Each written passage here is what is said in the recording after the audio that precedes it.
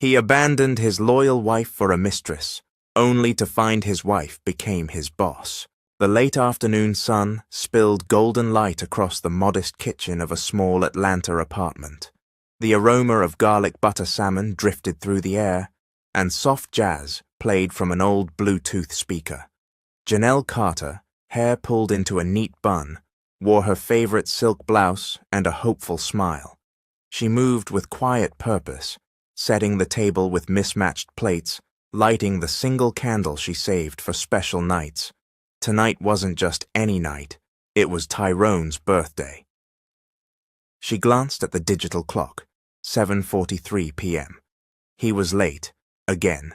Janelle exhaled softly, adjusting the collar on her blouse. Maybe traffic's bad, she murmured, trying to hold on to hope. On the counter sat a small red box with a watch inside, engraved with, "To my king, may your time be rich with purpose. Love, Jay." It cost her nearly 2 weeks' wages from the diner. An hour passed, the salmon cooled. When the front door finally creaked open at 9:17 p.m., Tyrone Carter stumbled in. Loafers scuffed, Gucci shades hanging from the front of his half-buttoned shirt, and the unmistakable scent of women's perfume trailing behind him like a slap in the face. Janelle's heart sank. "Happy birthday, baby," she said, forcing cheer as she approached him with a kiss. Tyrone dodged her affection and flopped onto the couch, waving his hand. "Man, I'm tired. Don't start." Janelle blinked. "I cooked your favorite. I planned a little something. I already ate." She froze. Her heart tightened. "You didn't even tell me you were going out." He groaned and pulled out his phone. "A few of the boys took me to this lounge off Peachtree. It was last minute." But the glitter on his collar, the lipstick-stained napkin in his pocket, and the stiletto heel impression on his trousers whispered the truth louder than he ever would. "I waited, Tyrone. I planned this for days." He rolled his eyes.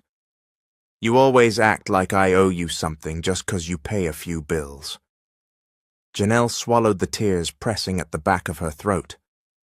"I believed in you when nobody else did. I've been holding us down, working doubles, putting off my own dreams so you could—" "I didn't ask you to, Janelle," he snapped. "You act like some damn martyr. I'm tired of all this struggle. I want a woman who brings more to the table than leftovers and pity." Silence fell like a heavy curtain between them. Her gaze drifted to the untouched plate of salmon, the flickering candle, the gift box. "You said we were building something together," she whispered. "That we were partners." Tyrone stood up, his face unreadable. "Maybe I outgrew the partnership." He walked into the bedroom and slammed the door behind him. Janelle stood still in the center of the room. Her hands trembled, her lips quivered, but she didn't cry. Not yet. She walked over, blew out the candle, and quietly packed the food into Tupperware. On his jacket draped across the armchair, she noticed something, a faint floral scent, expensive, unfamiliar. It lingered in the air like a ghost. She knew. Deep down she knew, but she wasn't ready to say it out loud. Not yet. Instead, Janelle cleaned the dishes, sat at the small kitchen table, opened her laptop, and clicked on her unfinished business school assignment. Her heart ached, her spirit bruised, but somewhere deep in her chest, a spark had started. One day, Tyrone Carter would regret this. He just didn't know it yet. It was a quiet Sunday morning, but Janelle's soul felt anything but peaceful. Tyrone had left the apartment 2 days ago after their argument. No calls, no texts, just silence. Janelle stood in front of the mirror, tying a silk headscarf around her hair, trying to ignore the rising storm in her stomach. As she reached for her phone, a notification pinged from Instagram. Tamika had tagged her in a post. "Girl, is this Tyrone?" Her heart skipped. She opened the story. There he was, Tyrone, in designer shades and a tailored cream suit, holding hands with a tall, caramel-skinned woman with waist-length honey-blonde braids and blood-red nails. They were laughing poolside at what looked like a luxury rooftop event. The caption read, "Assis on Power Couple Vibes."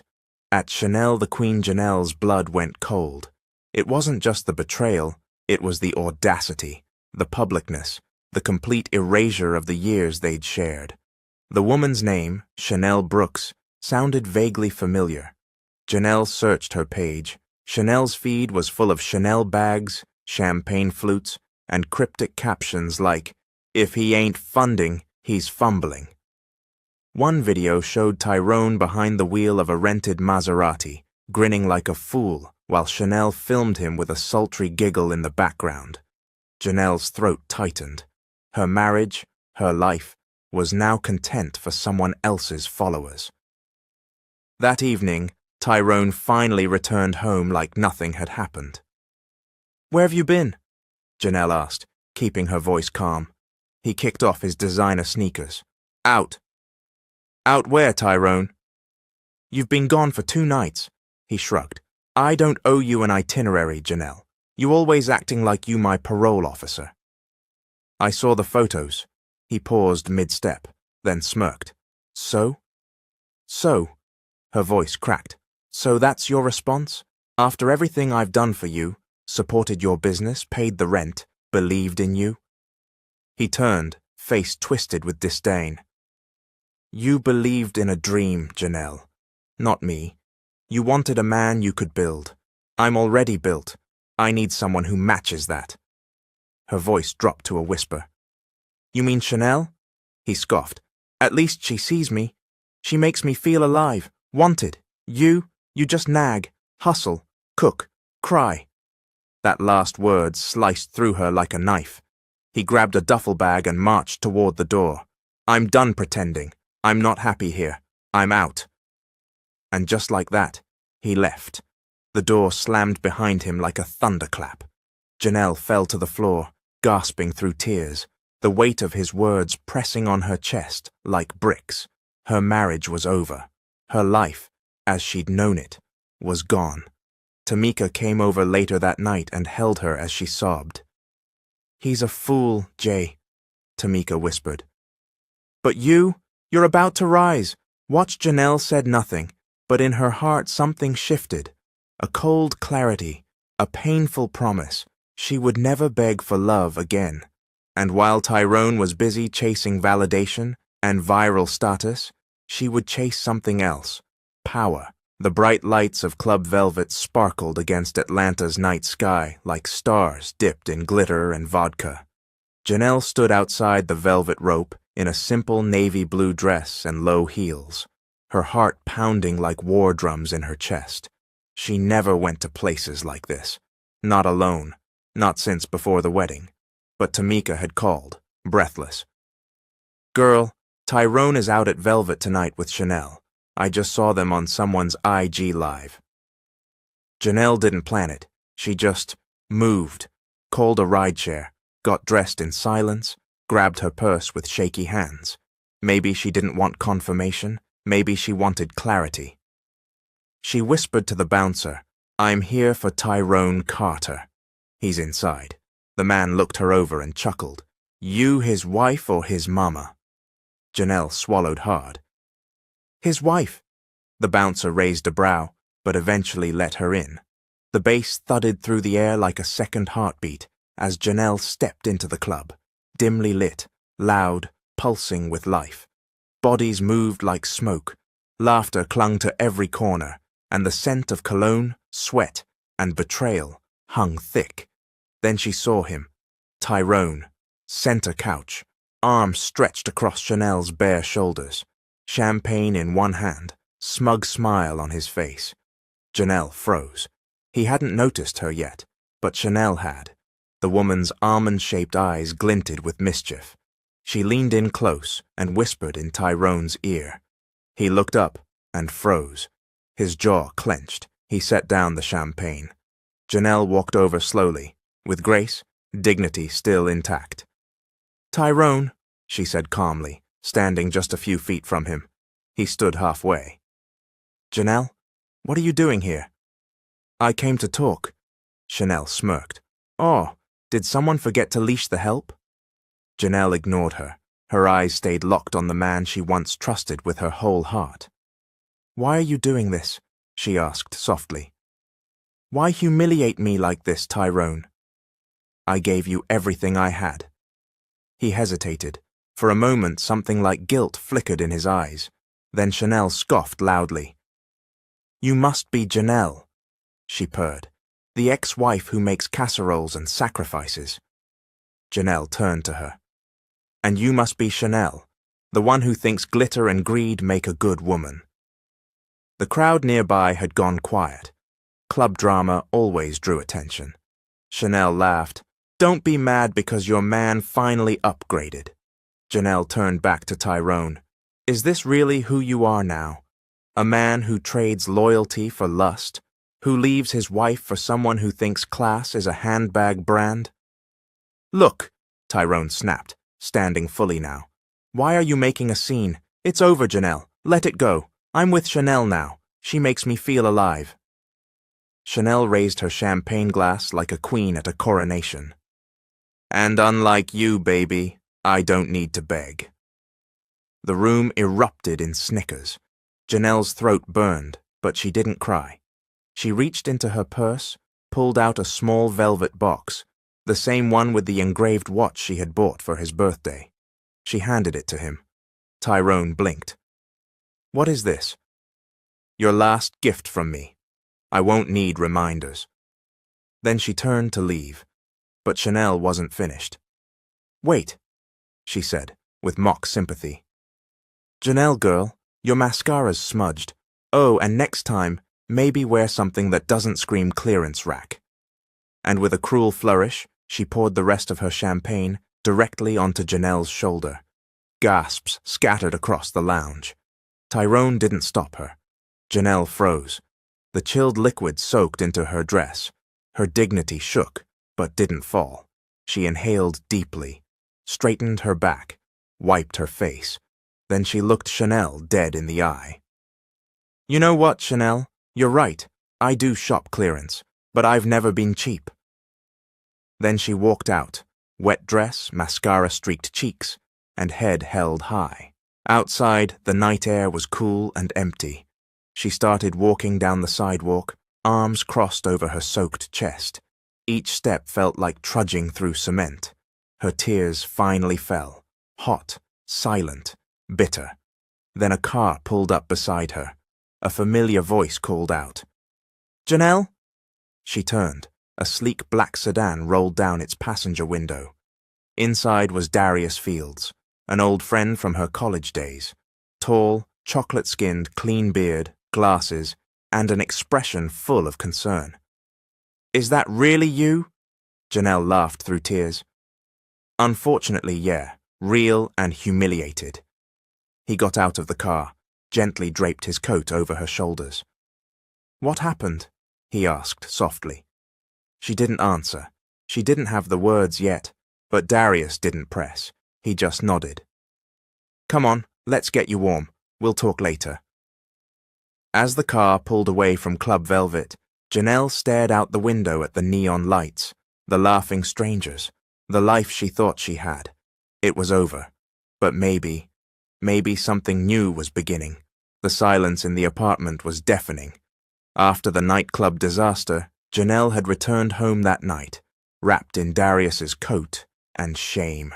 She'd barely slept. She sat by the window till dawn, legs tucked under her, watching the Atlanta skyline with eyes that felt too dry to cry anymore. The first thing she saw that morning was a divorce notice on her email. Tyrone had served her, digitally. No conversation, no counseling, just a clean, cold message. "It's over. Let's stop wasting each other's time. I want half of everything we built." She read the line, "half of everything," over and over, stunned. He had the audacity to ask for half of her savings, half of what she had personally worked for while he chased parties and posted thirst traps with his new woman.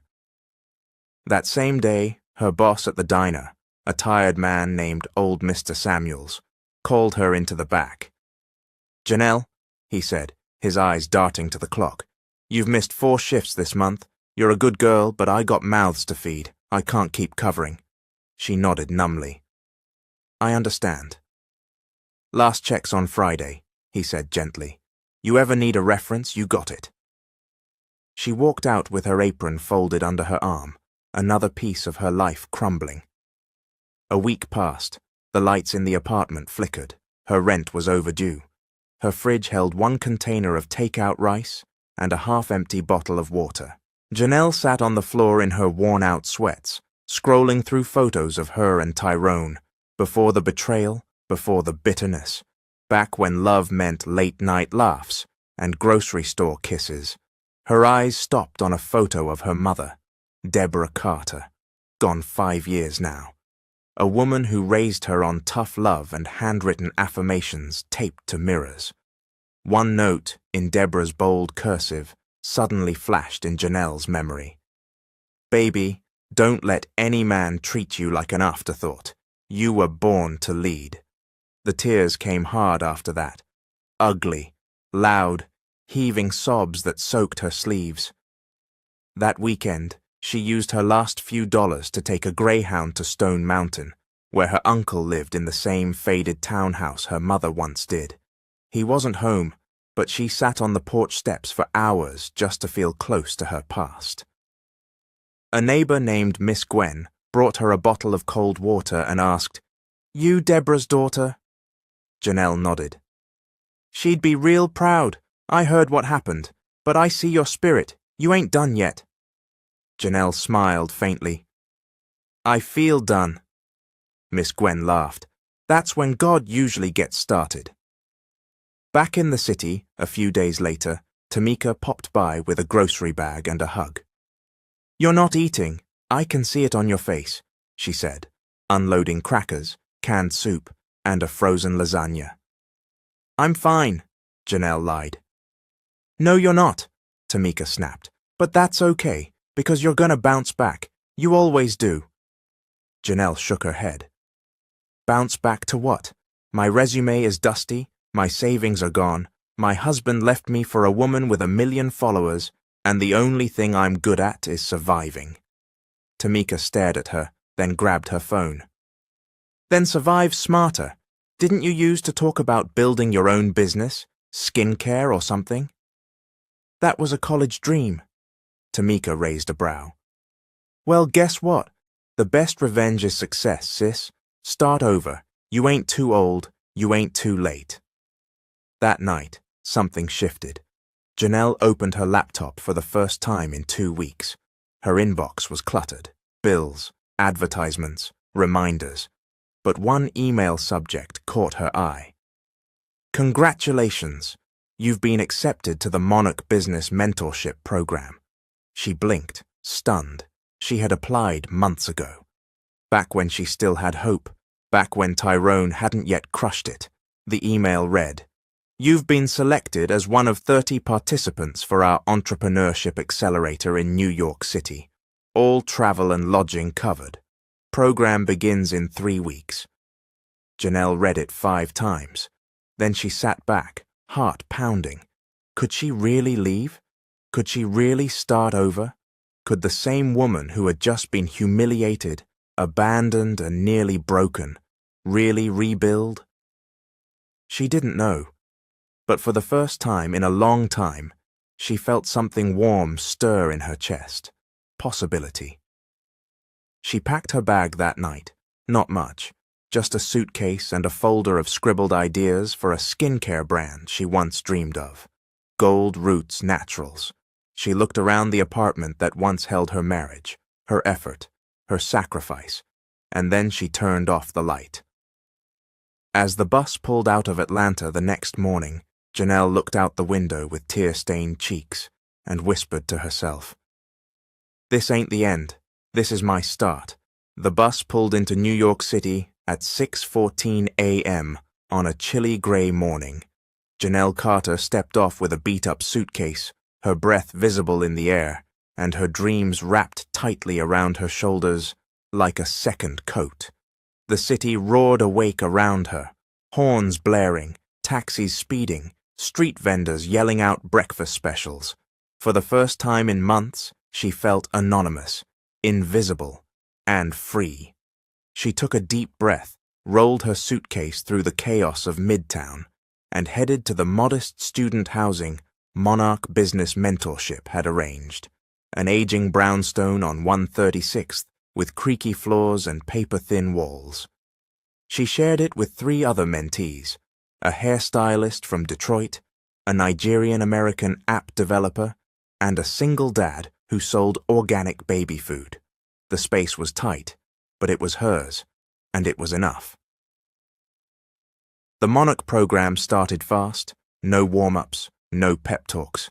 Every morning began at 7 a.m., sharp with cold coffee, case studies, and pressure-packed pitch drills. The first time Janelle stood to present her brand concept, her voice shook. "Gold Roots Naturals," she said, "an all-natural skincare line for melanin-rich skin, inspired by traditional African oils and family wisdom." A few people nodded. Some looked bored. Her slides flickered on the screen, basic, uninspired, full of stock photos and placeholder names. The lead mentor, Ms. Harris, adjusted her glasses. "You've got a nice story, Ms. Carter," she said, "but this brand, it's got no soul yet." Janelle sat down, feeling gutted. That night, she stared at her reflection in the bathroom mirror of the brownstone. No makeup, eyes tired, skin dry. She opened her mother's old notebook, the one she'd packed without thinking. Inside were handwritten beauty recipes: shea butter plus jojoba oil for eczema, lemon peel, scrub for dark spots, grandma's rosehip balm for stretch marks. Her chest tightened.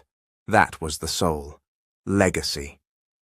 Over the next few weeks, Janelle poured every ounce of herself into her idea. By day, she worked on formulations with the chemistry interns at the program. By night, she manned a food truck in Harlem just to cover her own meals. She learned how to stretch $5 for 2 dinners and still save $1.25. She designed a new brand logo on Canva with the tagline, "From soil to skin, powered by heritage." She started posting short TikToks, stories about her journey, product testing, and candid behind-the-scenes footage of her crying in the shared kitchen after pulling an all-nighter. Her honesty hit a nerve. Her views exploded. Meanwhile, back in Atlanta, Tyrone Carter scrolled through his feed at a rooftop hookah lounge with half interest, sipping brown liquor beside Chanel, who was too busy snapping selfies to notice. That's when he saw it. At Gold Roots Janelle, greater than from abandoned wife to building a skincare legacy. This is for every woman who had to start again. 324,000 likes, 8,000 shares, 1.4 million views. He sat up straight. "Damn," he muttered. "What?" Chanel asked, sipping from a pineapple cup. He said nothing, just kept scrolling, photo after photo, video after video. Janelle smiling with business mentors, Janelle at pop-ups, Janelle in a power suit in front of a Monarch Capital sign. Chanel leaned over, confused. "Isn't that your ex?" Tyrone shoved his phone into his pocket. "Mind your business." Chanel rolled her eyes. "Somebody's pressed." Back in New York, Janelle sat across from Darius Fields at a tiny Jamaican cafe in Brooklyn. He'd flown in for a conference and insisted on taking her to lunch. She wore a thrifted blazer, clean sneakers, and glowing skin, her own whipped shea blend shining softly on her cheekbones. "I'm proud of you," Darius said, sipping ginger beer. "You look whole again." She smiled. "I'm working on it." "I saw your TikToks and that blog post about your mom's skincare recipes. That hit me." She nodded slowly. "This isn't just about products. It's about reclaiming who I am. I used to think I was just meant to survive, but I'm realizing I can build something." Darius leaned forward, serious now. I want in. Let me invest. She blinked. You're serious? I got a bonus from the agency. Not a lot, but enough to help you lock down a batch of samples and packaging. Plus, I believe in you. Always did.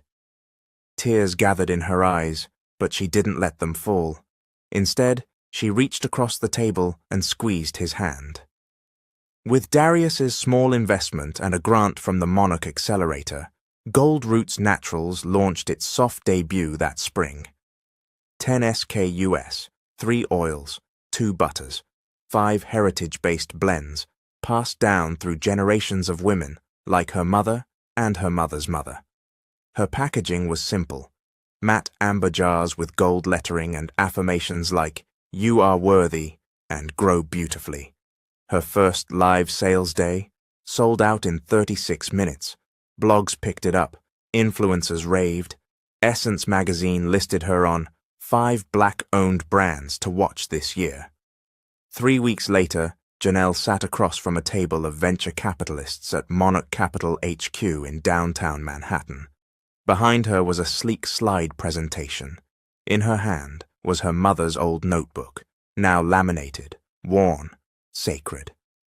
I didn't start this brand because I wanted to get rich, she said. I started it because I needed to remember who I was. Silence filled the room. One of the senior investors, an older black woman with silver braids, smiled softly and said, "I see you, Ms. Carter, and I think it's time the world did too."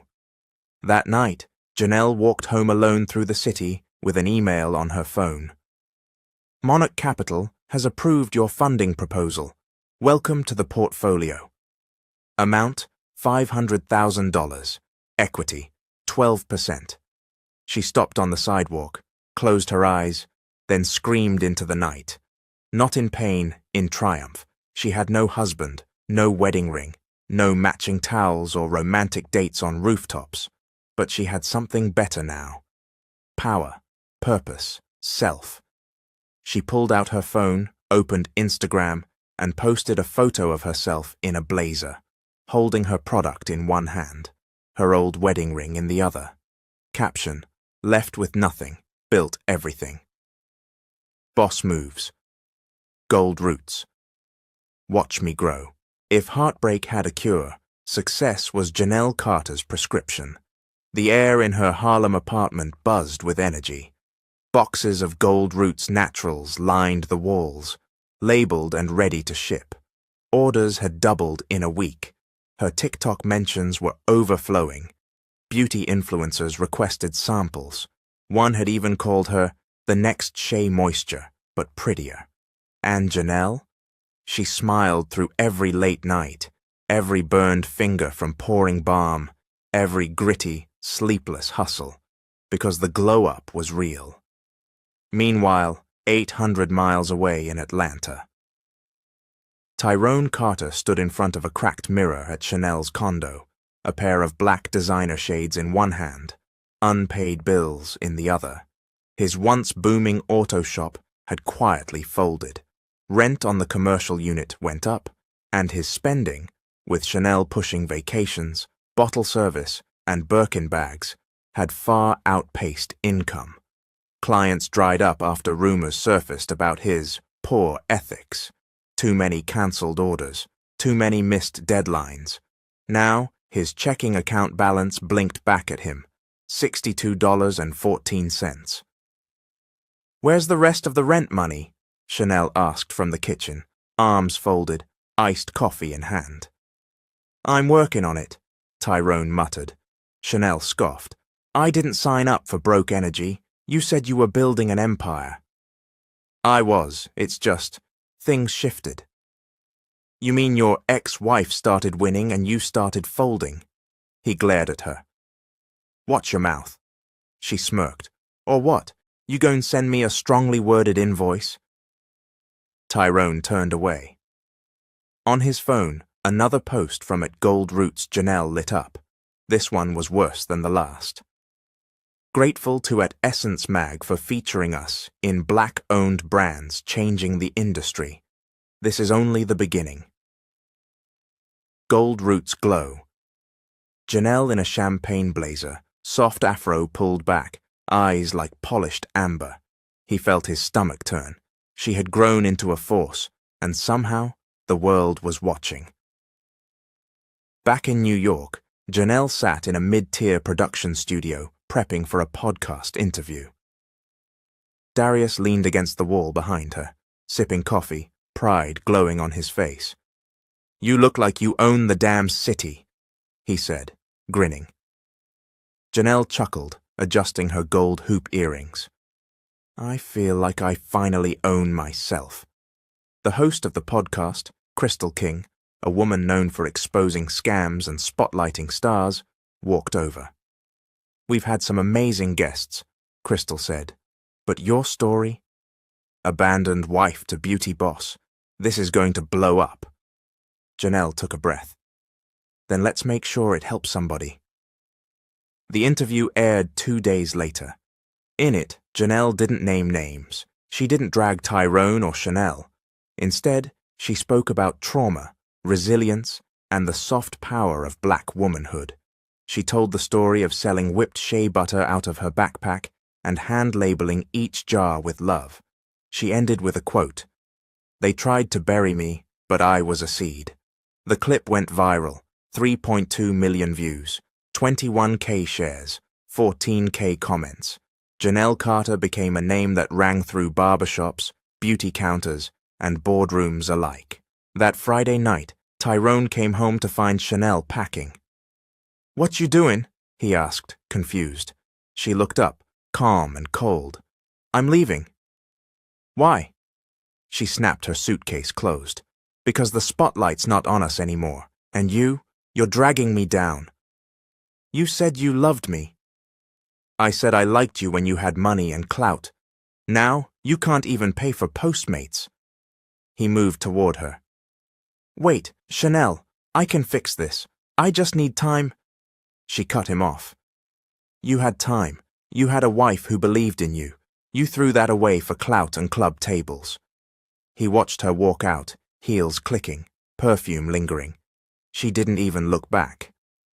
Later that night, Tyrone sat in his car, outside a closed convenience store, scrolling through Instagram. More posts. Janelle at a Goldman Sachs networking mixer. Janelle laughing with other founders. Janelle hugging young black girls at a career day event. Then a comment caught his eye. "At I am Darius Fields. Proud of you always." That name, Darius, her old college friend. Tyrone squinted, clicked on the profile. A tall, clean-cut brother in tailored suits. Ad man. Strategy consultant. Frequent flights between New York and Los Angeles. And in more than a few pics, Janelle. Tyrone threw his phone into the passenger seat and hit the steering wheel with his fist. She had really moved on. She had found her glow, her grace, her purpose, and she hadn't looked back once. In New York, Janelle stared at the screen of her laptop, her inbox overflowing with partnership offers and interview requests. It was overwhelming, but thrilling. Her phone buzzed. "Darius, got dinner plans? Thought we could celebrate the feature." She smiled softly. "Janelle, pick the place. I'll wear something yellow." She looked at herself in the mirror, twist out full and fluffy, skin radiant, gold roots balm shining on her cheekbones like moonlight. She looked like a woman in charge of her life, like a woman who had grown up from pain into power. Atlanta. 2 months later, Tyrone Carter stood in the middle of what used to be Carter Auto and Customs, staring at the rusted-out shell of a Charger no one had paid to fix in 6 months. The shop was dead quiet. No hammers, no roaring engines, just the sound of wind whispering through the cracked window panes and empty hopes. He reached for the breaker panel and shut off the lights for the last time. A week later, the property was repossessed. And just like that, the kingdom he built on lies, pride, and borrowed cash collapsed. That same evening, Tyrone crashed on the couch of his cousin Rico, a loud, weed-smoking gamer who only half listened when Tyrone vented. "Yo, I just don't get it," Tyrone said, nursing a cheap beer. Everything was good when I left Janelle. Now I'm broke, homeless, jobless. Chanel dipped like I was contagious. Rico snorted. Karma hit you like an Amazon delivery, bro. Tyrone rolled his eyes. Man, you don't get it. I had a vision.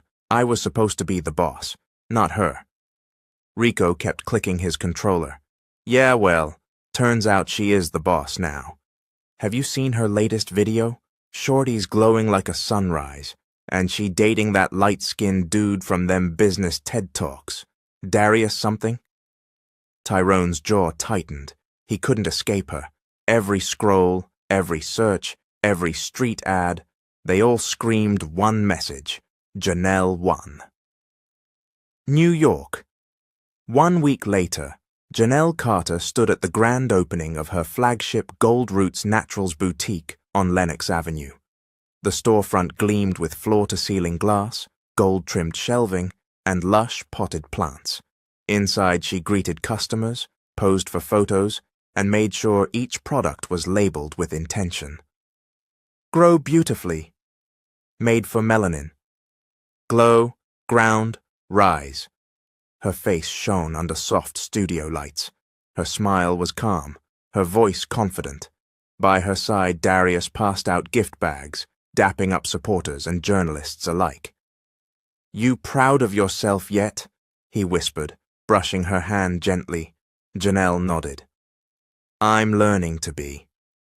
Later that week, she received a call from an unexpected source, Mr. Bernard Langston, CEO of CoreTech Fusion, a struggling black-owned startup known for smart beauty tech. Ms. Carter, he said over Zoom, we've followed your rise. You took nothing and made magic. We need that kind of leadership. Would you consider joining CoreTech as interim CEO for a 90-day turnaround? Janelle blinked. You want me to lead a tech company? You're not just a founder, he said. You're a strategist, a brand architect. You bring hope and execution. We don't need a coder. We need you. Janelle asked for time to think. Then she looked at her team, her shelves, her mother's framed affirmation on the wall. You were born to lead. She called back the next day and said, I'm in. Atlanta. 2 weeks later, Tyrone opened his email and stared blankly at the screen. CoreTech Fusion. Interview confirmation. You are scheduled to begin as a warehouse logistics temp. Please report Monday morning for orientation. He had applied blindly, desperate for anything. No one in Atlanta wanted to touch him after the collapse of his business and the messy Chanel saga that spilled all over social media. Now he was starting from the bottom. He wore a wrinkled button-down and borrowed shoes. He couldn't even afford new slacks. Just getting to New York took the last of his cash. CoreTech, HQ, Manhattan. The office smelled of new carpet, vegan coffee, and quiet ambition. Tyrone stood in a group of 10 other temps, waiting in the break room for a company welcome meeting. He scrolled through his cracked phone, trying not to sweat through his collar. A few minutes later, a hush fell over the room as someone entered. He turned and nearly dropped his phone. Janelle. Hair in a twist-out bun, blazer crisp, heels clicking with elegance. She stepped to the center of the room like she owned the floor. Because now, she did. Welcome to CoreTech, she said warmly. My name is Janelle Carter. I'll be serving as your interim CEO. For the next 90 days, we're rebuilding this company from the ground up, and I expect every single one of you to rise with it. She scanned the room and locked eyes with Tyrone.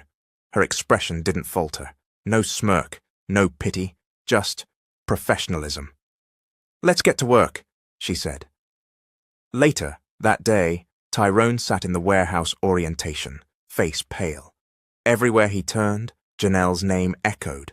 Her leadership plan, her new system for shipping, her quote on the elevator wall, rebuild like your name's on it.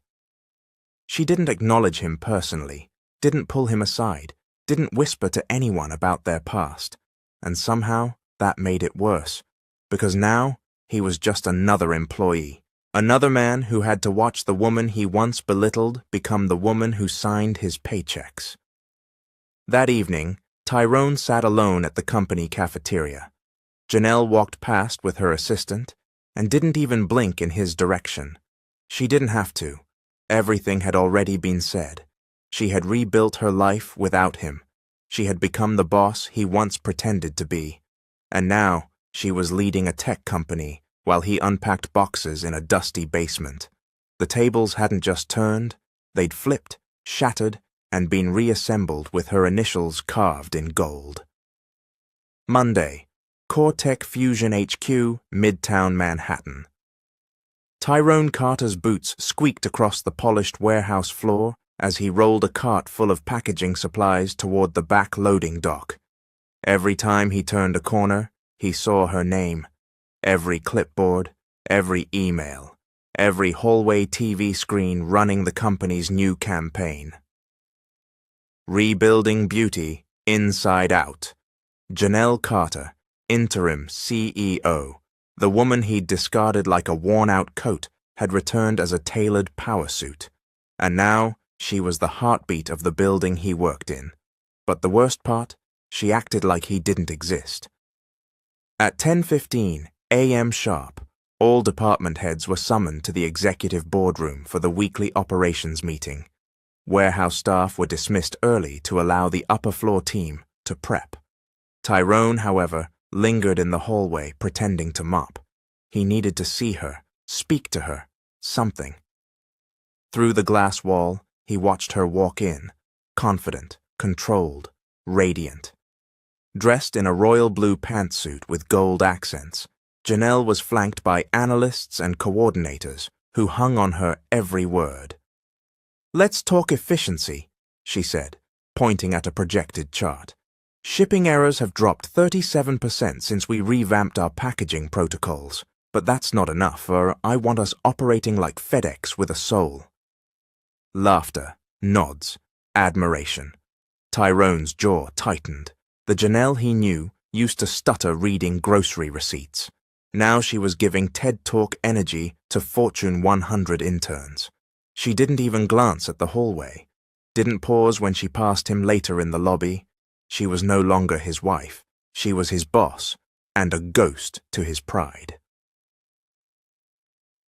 Tuesday morning. Company cafeteria word spread fast in buildings like Cortec. It didn't take long for staff to whisper what they suspected. That new dude in logistics? That's Janelle Carter's ex-husband. "You mean the Janelle?" "Yup, he left her for some Instagram model. Now look." Whew, that karma do be spinning. By lunchtime, Tyrone couldn't sit anywhere without feeling eyes on him. He grabbed a sandwich and tried to eat alone in the back patio, but 2 interns still passed by, giggling, phones in hand. He buried his face in his hands. Wednesday, team workshop. Janelle had made it a company policy to sit in on at least one department training each week. This week it was logistics and supply, Tyrone's department. When she walked into the training room, every staff member stood a little straighter. Tyrone, seated near the back, suddenly forgot how to breathe. Janelle smiled politely at the room. "Please, don't stand on my account. I'm just here to learn and listen." The session began, led by the department manager. Janelle asked insightful questions, offered feedback, and even shared a few personal anecdotes. Then, midway through the discussion, she walked over to Tyrone's table. "Mr. Carter," she said. Everyone's heads turned. Tyrone blinked. "Yes, ma'am?" She held out a folder. "Your feedback on shipment flow last week was noted. I reviewed your diagrams and added some notes. Good instincts. Keep at it." He hesitated, took the folder. Their hands brushed, and yet her face remained neutral. No emotion, no anger, no revenge. Just business. She walked away without another word. But Tyrone? He sat frozen, folder in hand, face burning with 1,000 thoughts. That night, Tyrone's temporary apartment. He couldn't sleep, not just because the bed was hard and the room smelled like burnt toast and spilled cologne, but because the silence screamed louder than traffic. He pulled out the folder she'd handed him. Her notes were meticulous, professional, complimentary even. There were no personal jabs, no shade, just a sticky note in the corner that read, "Even a broken blueprint can be redrawn." Tyrone read that line over and over. Then he did something he hadn't done in a long time. He cried, not tears of frustration, not anger, but regret. He had broken her spirit once. Now she was stronger than ever, and he was the one crawling through broken pieces. Thursday afternoon, private moment. By sheer coincidence, or perhaps fate, Janelle and Tyrone ended up alone in the elevator after a fire drill. The doors closed. Silence. She glanced at him once, then returned to her phone. He cleared his throat. "Janelle." She looked up. His voice trembled. I'm sorry. I never imagined I'd see you again, let alone like this." She nodded slowly. "Neither did I." He tried to smile. You really built something amazing." "Thank you." Pause. "I didn't leave because I hated you," he added. "I left because I didn't understand your kind of strength. I thought loud meant power. Turns out, silence, purpose. That's real strength." She met his eyes, calm, unwavering. "I didn't need you to understand me," she replied. "I just needed you to respect me."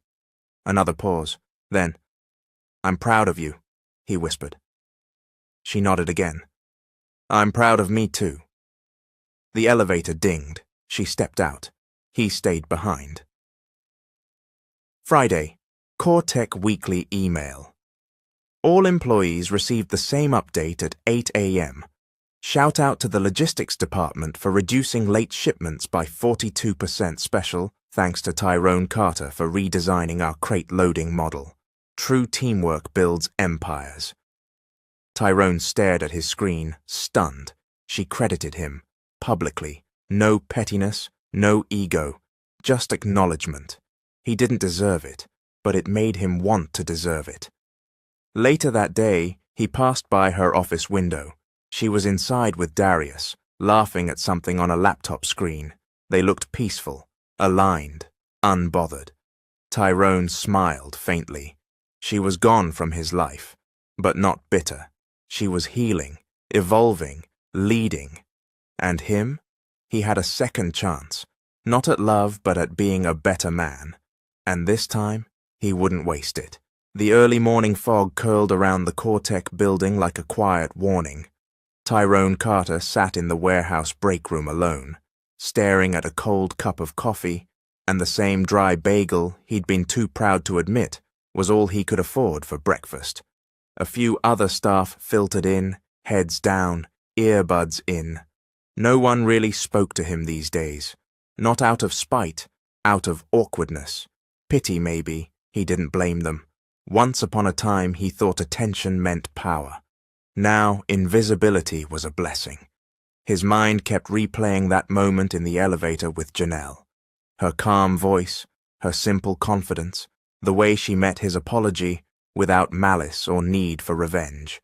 She had nothing to prove to him anymore, because she had already won. That afternoon, his shift supervisor, a strict middle-aged woman named Tonya, pulled him aside. "You didn't complete the barcode audit yesterday," she said. "I stayed late to finish that inventory check.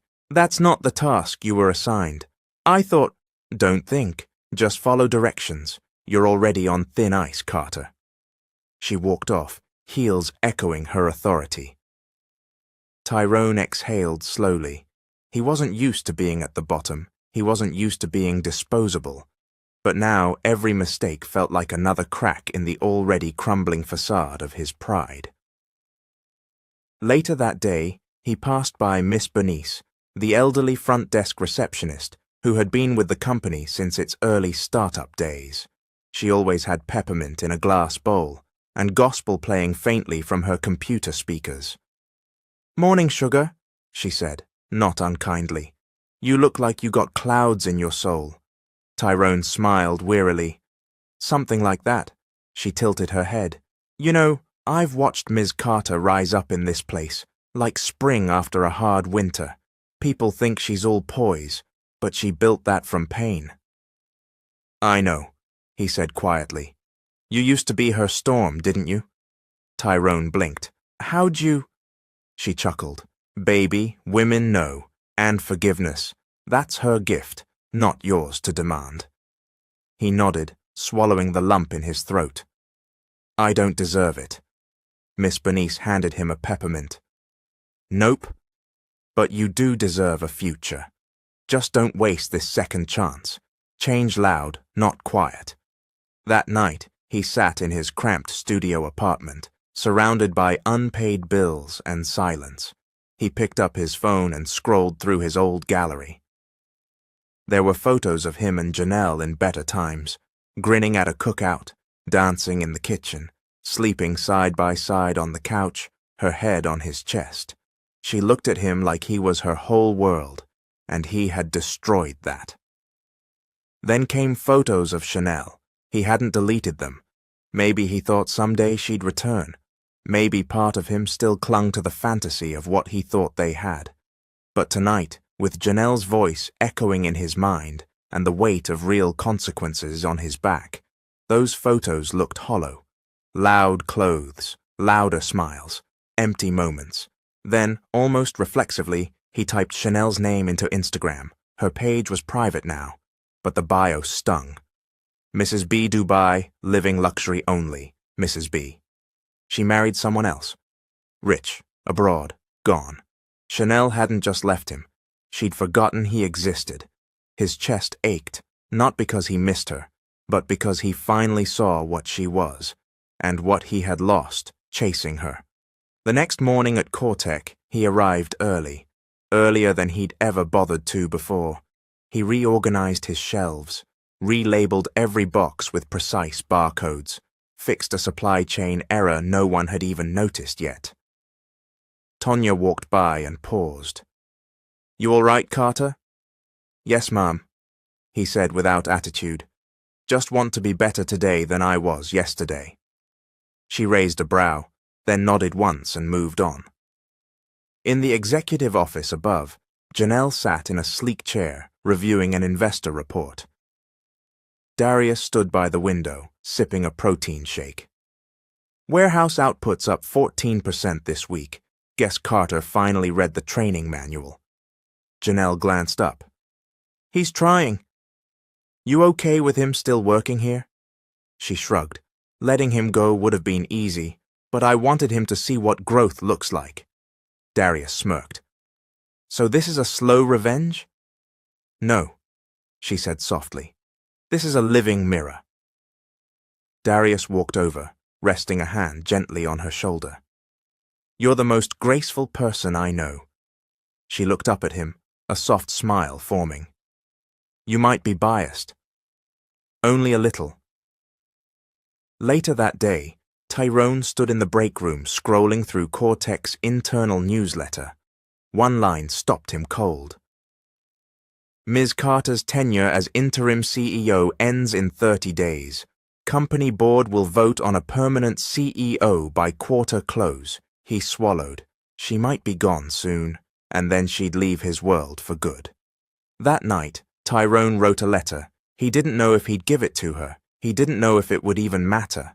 But he wrote, "Janelle, I don't have the right to ask you for anything, but I wanted to thank you, not for the job, not for the silence, but for becoming the woman I never gave you room to be. I see now that love isn't enough.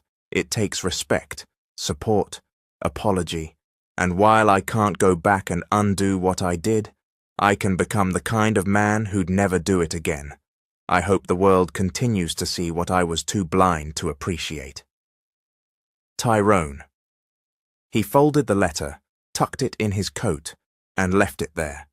Maybe one day she'd read it. Or maybe some words are meant for healing, not delivery. The air inside Cortec's 14th floor executive boardroom was tense but polished.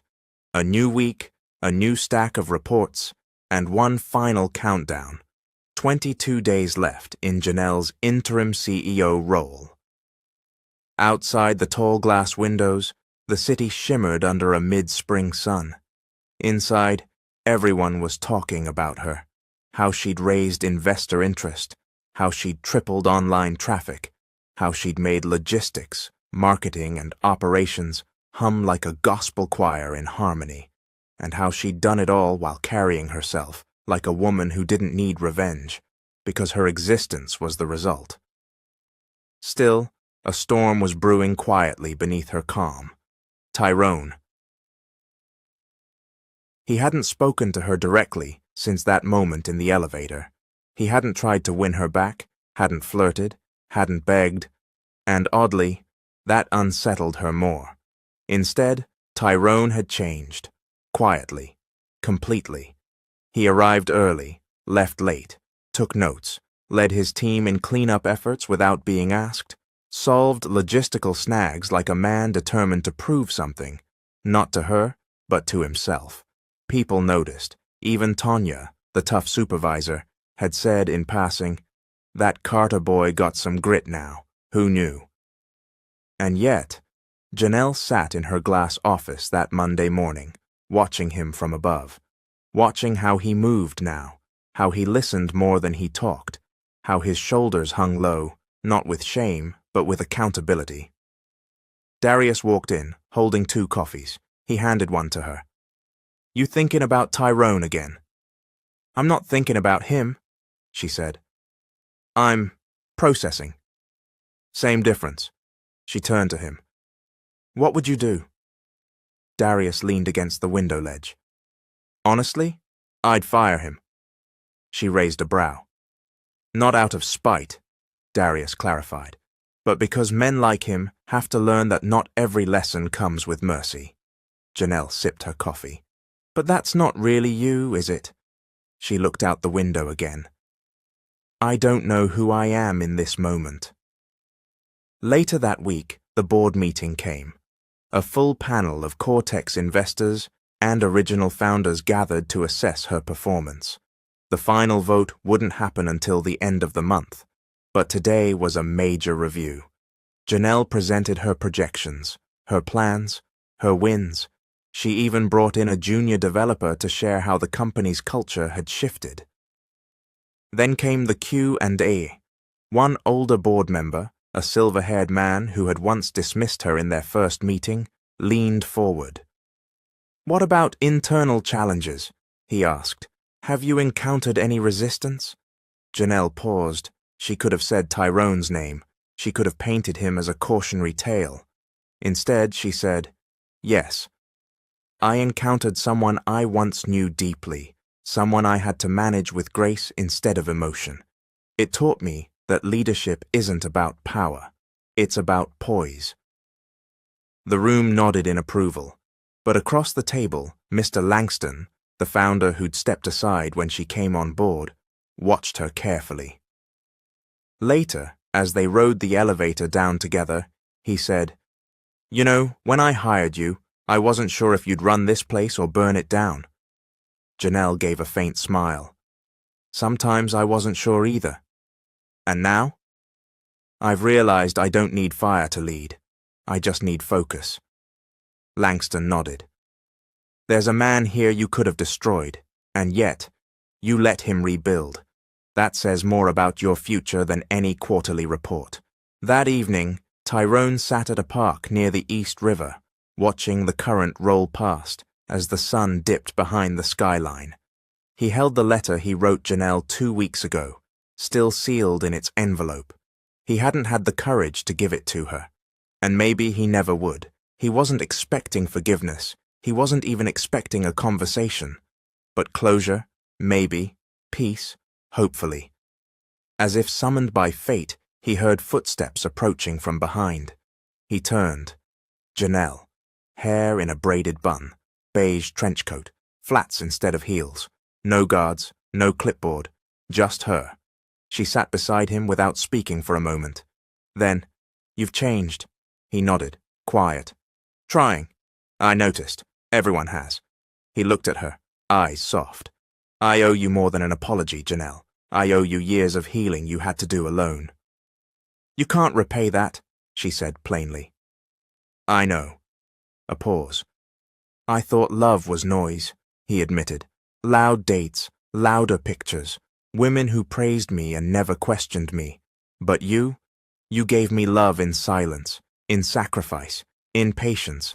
I didn't know how to recognize it until it was gone." She said nothing. Then he reached into his coat and handed her the letter. "I wrote this weeks ago. You don't have to read it. I just needed you to have it." She took it, tucked it into her purse without looking. "I won't stay at Cortec after your contract ends," he said. "It doesn't feel right." Janelle's brows lifted. "Why?" "Because this was your battlefield, your healing ground. I don't want to walk where I caused wounds." A long silence. Then Janelle turned to him. "You're wrong about something." He blinked. "This isn't my battlefield. This is my garden. You helped plant seeds. Some good, some ugly. But they all grew me." Tyrone's voice cracked. "You're really something, Janelle." She smiled gently. "I always was. You just didn't know how to see it." She stood. He stood too. No hug, no kiss, no forced goodbye. Just a peaceful nod. And a woman walking away with grace, leaving a man finally learning how to sit in stillness. The next morning, Janelle arrived at Cortec headquarters early. Tonya greeted her at the door. "You hear the news?" Janelle paused. "What news?" Warehouse Carter turned in his resignation, said thank you on the group Slack, cleaned his space spotless, left his ID badge on your desk. Janelle stepped into her office. Sure enough, the badge sat atop a small envelope. Inside was the final note. "Thank you for not ruining me when you had the chance. That's how I'll remember you, Janelle. Not as my ex, but as the woman who taught me the cost of everything I never deserved." Tyrone. She closed the envelope and exhaled deeply. It was over now, for real, not with revenge, but with release. The soft jazz in Janelle Carter's Harlem apartment swirled through the air like a breeze from a calmer life. Sunlight bathed the living room as she sat barefoot on her balcony, her journal open in her lap and a mug of hibiscus tea nestled between her palms. She hadn't written in it for months, maybe out of fear that her words would betray her pain, or worse, her hope. But today her pen moved freely. "He's finally gone, not just from my workplace, but from my spirit, and in the quiet that follows him, I hear myself again. She's older, softer, smarter, and she wants joy, not just justice." Janelle paused, closed the journal, and let her eyes drift over the city skyline.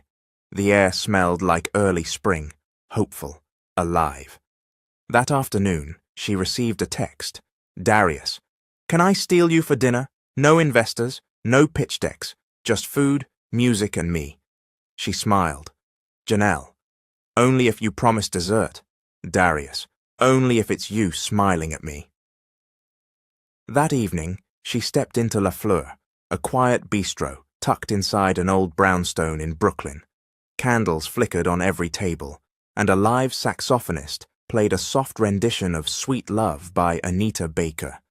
Darius was already seated, dressed in a navy blazer, sleeves slightly rolled, the kind of man who didn't wear his power like armor, but like rhythm. He stood when he saw her. "You look stunning," he said, pulling out her chair. "You say that like you don't see me sweating on the production floor every week," she teased. "I do. But tonight I see all of you, without the weight." Their drinks arrived, hibiscus mocktails with mint and lime, and they eased into conversation like dancers falling into step. They talked about everything: her plans to exit Cortec at the end of her term, his dreams of launching a creative strategy agency that centered black-owned brands, and the day he realized he'd been in love with her since college. "You remember that day you presented your senior project on legacy entrepreneurship?" he asked. "Your slides were terrible, your voice shook, but your heart Your heart was clear. I told myself, she's gonna change everything one day. Janelle laughed softly. You remember that? Like it was yesterday. I fell for your courage long before you fell apart. And now, watching you rise again, I'm falling all over. She blinked, heart catching in her throat. I don't know if I'm ready to be someone's everything yet. Darius reached across the table, gently brushing her fingers. I'm not asking to be your everything, Janelle. I'm asking to walk beside you while you become yours. Later that night, they strolled through Fort Greene Park, under a sky full of stars and spring breeze. Darius took her hand. I didn't want to tell you this before your final board review, he said, but I got a fellowship offer, 6 months in Cape Town, brand development for rising African tech companies. She stopped. You're leaving? I haven't said yes, not yet. Why not? He looked at her, eyes sincere. Because I'd rather build something with you than chase anything else across an ocean. The silence between them was soft, not empty, but sacred. Janelle stepped closer. 6 months isn't forever. He smiled, number. But forever could start with 6 months apart. She tilted her head. So, you're saying we're a we? If you want to be. Janelle hesitated, then nodded. I do. A week later, Janelle stood in the Core-Tech boardroom for the last time. The team gathered with cake and sparkling cider to celebrate the end of her 90-day tenure. Mr. Langston raised a glass. To the woman who didn't just save the company, she gave it a soul. Applause, tears. Even Tonya, the tough logistics manager, hugged her tight and whispered, You're the standard now. Janelle gave a short speech. Her voice didn't shake, her heart didn't race. She was steady, grounded, and full. I didn't take this role to prove anything, she said. I took it to become something. And I walk away today with more than metrics. I walk away with meaning.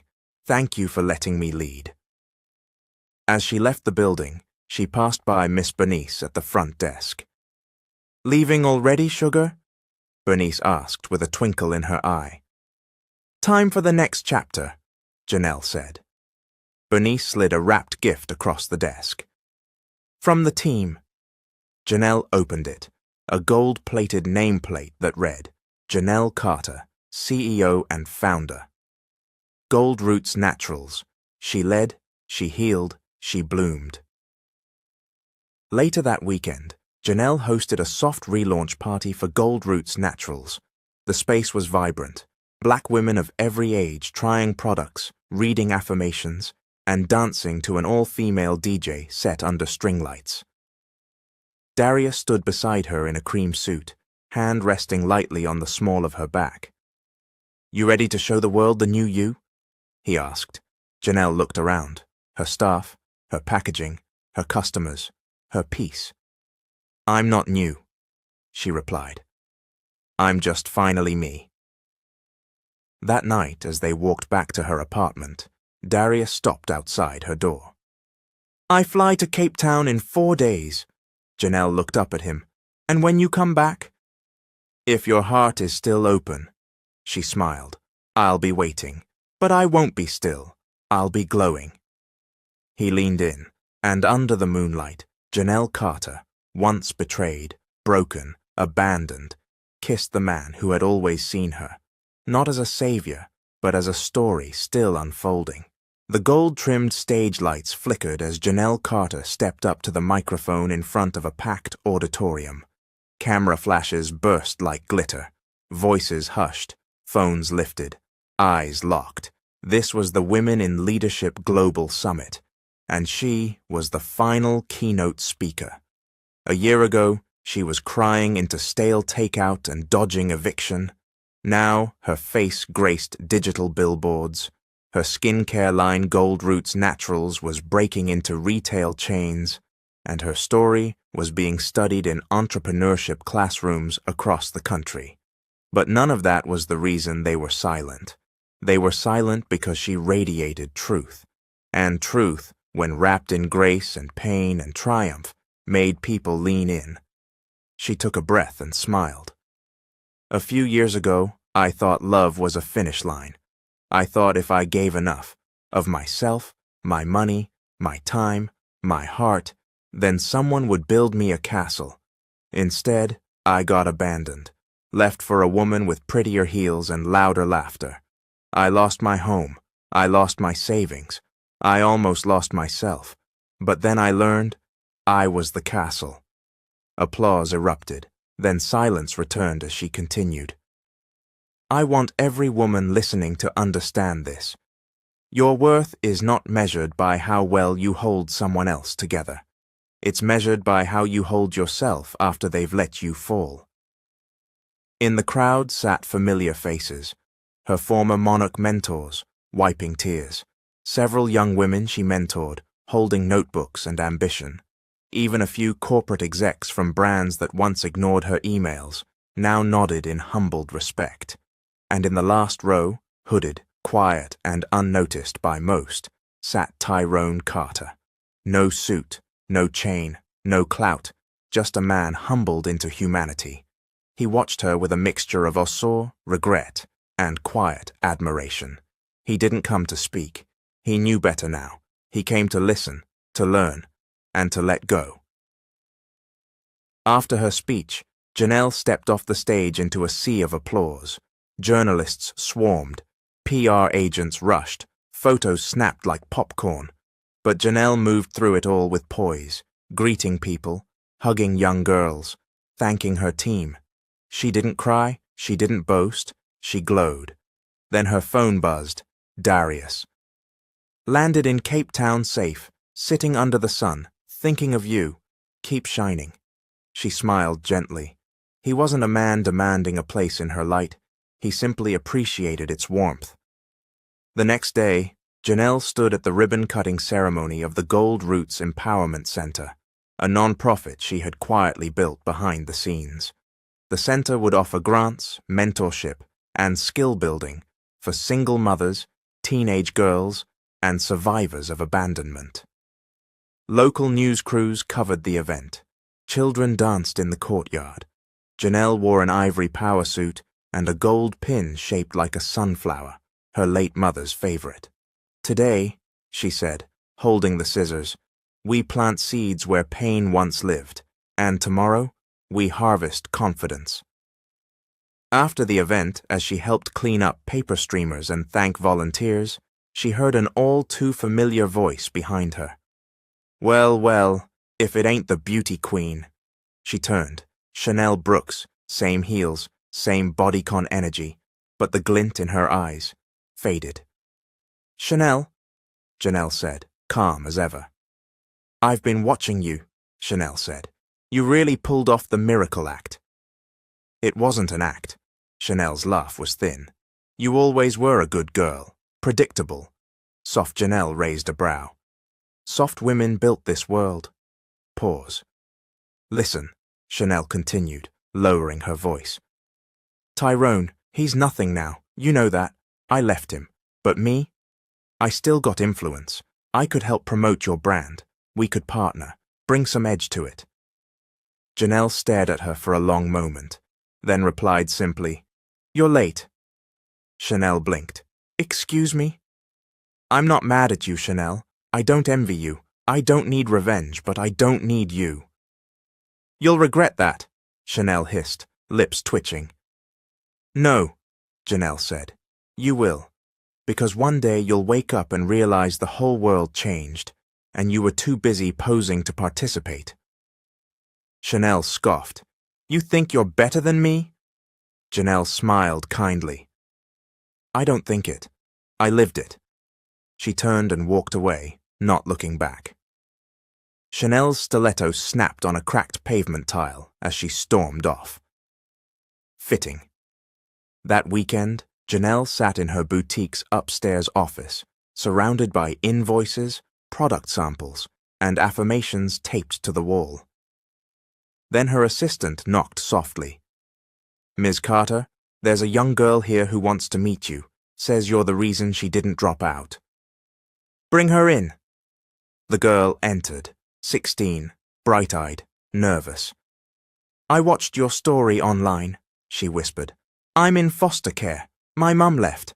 But after I saw what you built, I started mixing shea butter and peppermint oil in the kitchen. I made enough to buy my school uniform." Janelle stood, hugged her. "You're already a CEO. Don't ever forget that." The girl cried, and for the first time in weeks, so did Janelle.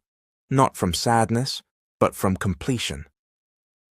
That night, Janelle uploaded a video to Goldroot's YouTube channel. It was just her, no makeup, head wrap, on the floor of her apartment. To anyone watching this who's ever been left behind, listen close. You are not leftovers. You are ingredients to a masterpiece that hasn't been plated yet. I was betrayed. I was humiliated. I was left for dead emotionally, but I didn't chase revenge. I chased rebuild. And look what grew. Not just a business, not just a brand, a woman. She paused. The real boss isn't the loudest in the room. It's the one who knows when to walk away and still stand tall. The comments poured in. "This healed something I didn't know was broken. You're proof that survival isn't enough. We must bloom." Boss moves in silence. I felt that. And somewhere in Atlanta, Tyrone watched the video from his phone on a night shift cleaning office buildings.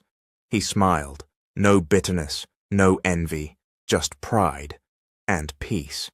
Janelle stepped into her Ghana office, welcomed by her West African distributor team. She now shipped to 11 countries and partnered with a natural farming cooperative in Kumasi. As she walked through the glass lobby, everyone stood up. She paused. "Please," she said, laughing, "sit down. I'm just Janelle." But they didn't, because to them, she wasn't just Janelle. She was proof that the real boss never needed revenge, just vision, healing, and the courage to begin again. Here comes the end of the story. If I was able to make your day comment, I always enjoy watching your videos.